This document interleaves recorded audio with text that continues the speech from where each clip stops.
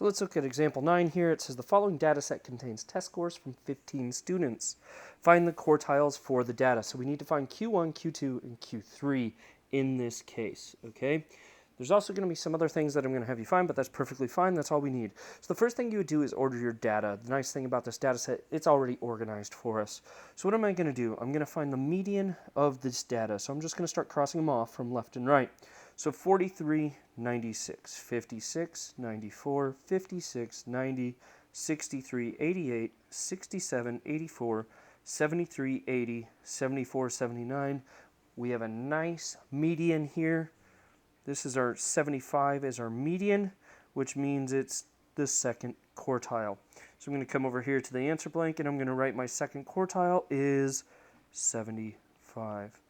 So now what do I need to do? I need to look at the data set below the median. So that's the numbers 43 through 74. I'm going to do the exact same thing. I'm going to find the median of that data set. So cross off 43, 74, 56, 73, 56, 67. And I find that median of that first data set is 63. That is my first quartile of the data. So Q1 here would be 63. Okay, now what do? I look at everything above Q2. So that's from 79 to 96. I do the exact same thing, find the median of this data. 79, 96, 80, 94, 84, 90. Boom, right there. Q3 would be 88. That is the median of my upper half of data. That is my third quartile right there, 88. Nice thing is, our calculator can do this for us, so you can find the quartiles using your TI-30XS. Again, how do you do that? You put the data into your calculator, make sure you hit it twice to clear out any of the numbers that are in there. You enter all the data in L1. Once you've entered all that data in L1, you're going to hit that second data for stats, hit enter on one variable statistics.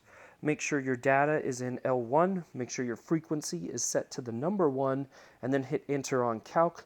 Scroll down past the SX, the sigma X, you're going to see Q1, Q2, Q3, but remember Q2 is the median, so your calculator does give you the median.